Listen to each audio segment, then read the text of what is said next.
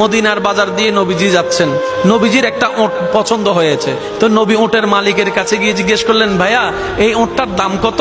ওই দামাদামি হলো, নবী সে দামে কিনতে রাজি হলেন, কিন্তু নবীর কাছে তখন অর্থ ছিল না। তখন নবীজি ওনাকে বললেন, আপনি আমাকে ওটটা দেন, আমি এখনই গিয়ে আপনার সেই প্রাপ্যটা পাঠিয়ে দিচ্ছি। ওটের মালিক ওনাকে ওটটা দিয়ে দিলেন। আশেপাশে যারা ওটের মালিক ছিল সবাই জিজ্ঞেস করতেছে, এই পাগলা, তুমি কি যাকে ওট দিয়েছো তাকে চিনো? বলে যে না। নাম জানো? বলে যে না। পরিচয় জানো? বলে যে না। ঠিকানা জানো? না। তো তুমি যে ওটটা দিয়ে দিলা, উনি যদি ওটার টাকাটা না ফাটায় তখন তো তুমি লসের মধ্যে চলে যাবা।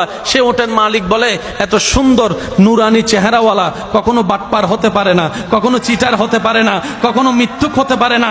ওনার চেহারা দেখেই তো আমি ওট বিক্রি করার আগে মনটাই বিক্রি করে দিয়েছি, মনটাই বিক্রি করে দিয়েছি, মনটাই বিক্রি করে দিয়েছি। তোমরা যাই বলো, আমার মন বলে উনি আসবেই আসবে, টাকাটা পাঠাবেই পাঠাবে।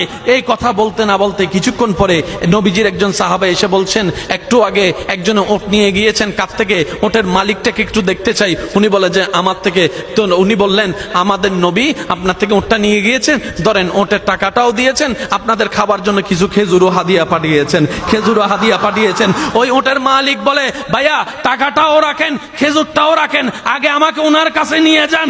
আমি ওট বিক্রি করি নাই, আমার দিলটাই বিক্রি করে দিয়েছি ওনার চেহারা মোবারক দেখে। ফলো করুন এবং একটি লাইক দিয়ে পাশে থাকুন। ধন্যবাদ।